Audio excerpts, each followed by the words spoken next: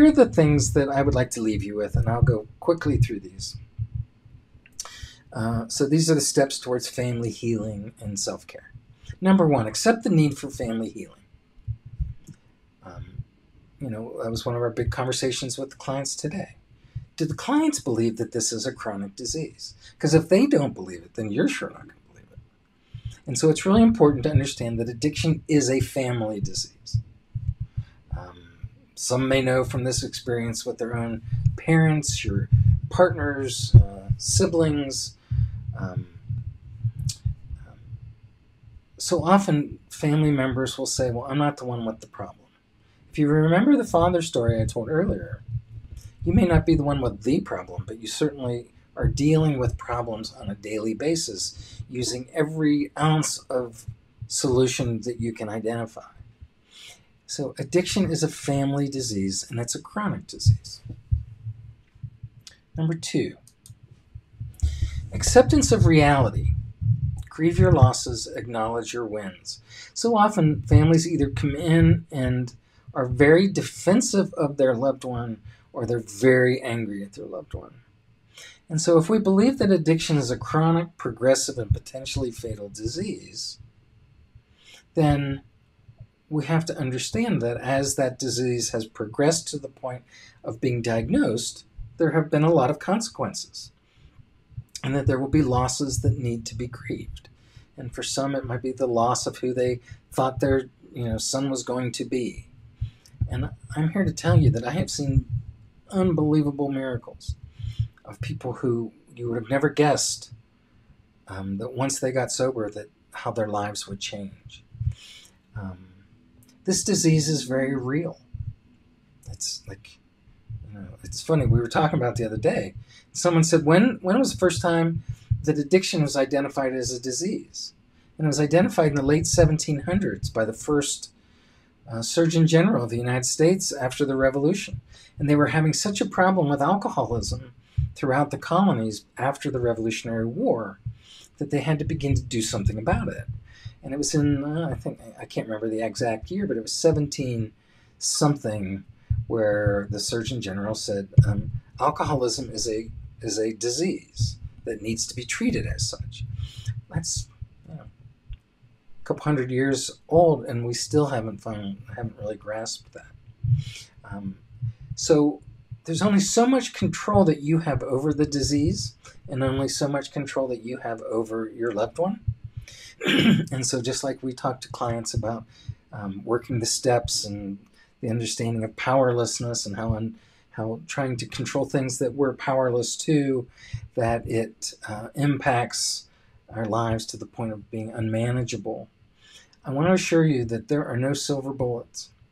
I've done the research. I've read everything I can read, whether it's medicine or other things. There are medicines that are proving to be really helpful, but what we are doing is the state of the art, and us and many other programs around the country.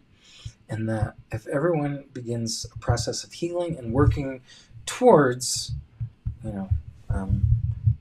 feeling of the entire system, we believe pretty strongly that there's a really high likelihood that recovery is possible for everyone. Number three, be open to looking closely at how it has impacted you emotionally and physically. A lot of times people, I've talked to people about that, and they've said, no, I have to stay completely focused on helping my loved one. And while I certainly respect that, and I certainly understand that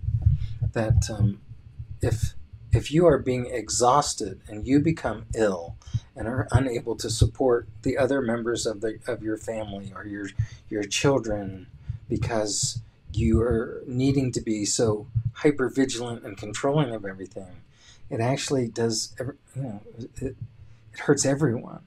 So accept the possibility that the addiction and or trauma that your loved one has experienced has impacted you more than you currently believe. Accept that you may need to seek assistance for yourself. Going to therapy, going to Al-Anon. As a therapist, for 35, 37 years, I've seen a lot of people come into therapy very uncertain of what and if it could help. And for some it does, and some it doesn't. But rather than being completely overwhelmed by it, be open to the possibility. I do understand that your loved one needs you right now, but they're actually in a pretty protected place. But they'll need you to be healthy when they're ready to get out. And so that's a good place to start. Number 4, take responsibility for your trauma symptoms, your own level of hypervigilance, your need to feel like you need to control everything.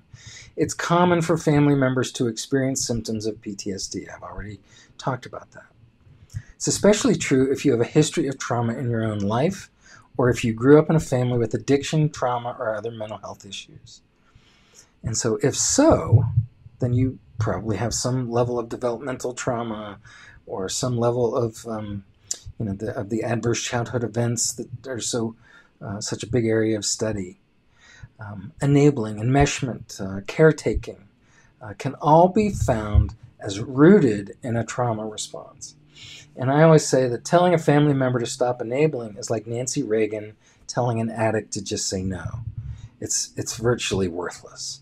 But anyone I've ever talked to who has kind of identified themselves as an enabler talks about how when it's time to try to make the decision not to do that they experience this tightness in their chest, and they're anxious and their breathing changes, and it's the exact same stress response, the sympathetic nervous system response of a trauma response. So I would just urge you to be open to looking at maybe this has impacted you in ways that you hadn't been able to consider, or if your parents struggled with addiction or struggled with mental health issues, how there's going to be a very common or high likelihood of a secondary trauma response. From that point, it's interesting. People will talk about codependency, and I've spent a lot of time looking at codependency. And I think, personally, that codependency is the relational kind of acting out of the trauma, of developmental trauma. And that if we have developmental trauma, it impacts our sense of self. It impacts our ability to, our need to take care of things. And so if you would consider yourself to have codependency, then I would urge you to talk to Annie when she calls to look at the issue of developmental trauma. I think it's really important because how we define it dictates what kind of help people get. And we want to make sure you get the help that you need. 5, accept the need to receive and give social support. Attend Al-Anon. Go to Nar-Anon, CODA meetings, such as Codependence Anonymous, Adult Children of Alcoholics. It's important to be around other people who are going through the same things that you're going through. And the research is pretty clear that social support is the number one kind of mitigating factor in healing trauma, and allowing people to connect to others, to get their needs met, to begin to trust in ways that they've never trusted, to be able to set healthy boundaries, and the belief that they can be intimate and be in loving relationships are often at the foundation of codependency and things like that. And I get it that it feels really uncomfortable walking in to meetings that, like, what is this about? And so now in the period of Zoom, it's probably a little easier to be sitting in the comfort of your own home, to attend some meetings, and to be open. I would urge you to to watch the movie When a Man Loves a Woman. It's an old movie. Andy Garcia is the husband. Meg Ryan is the wife. She's an alcoholic. He's a pilot, very controlling.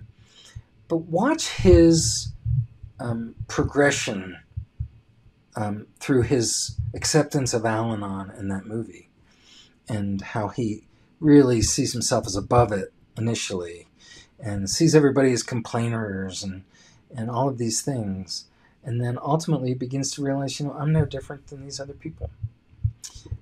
So if we can accept addiction as a family disease, it will help you and your loved one to address these issues and succeed in recovery. It's interesting to me how often a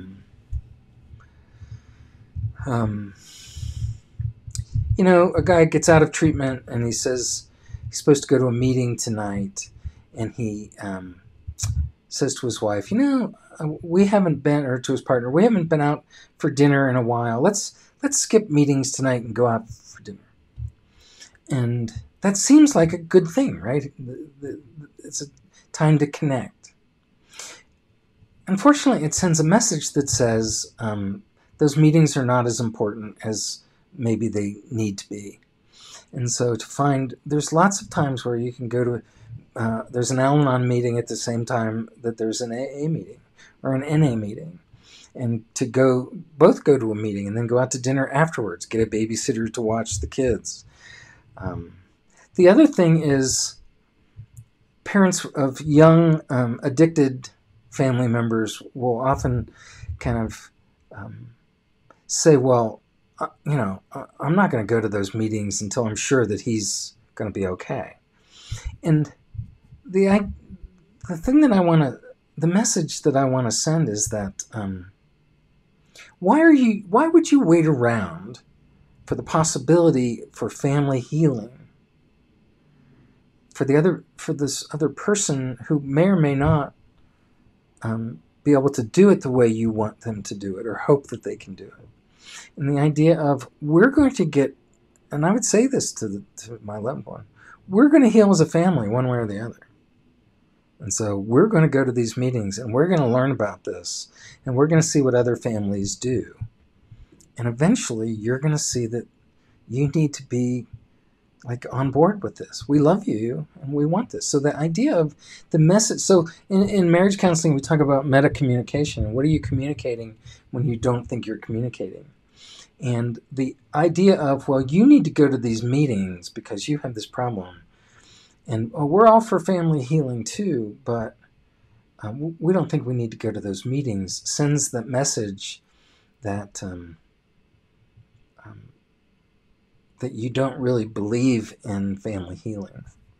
And so I've spent a lot of time looking at what happens when one person in a family system begins to change. And whether it's addiction or whether it's anything else, one of three things generally happens. The first one is that the family embraces the family healing process. All family members accept and adjust to the new behaviors that maybe they need to make, and they really adjust to the new behaviors that their loved one is making. And they're going to have to set some boundaries on things that they need for recovery, just like you're going to need to set some boundaries for in order to be able to live with these changes, and the entire family begins a healing process. When that's the case, the client, the identified patient in the family, has absolutely the highest likelihood of getting sober.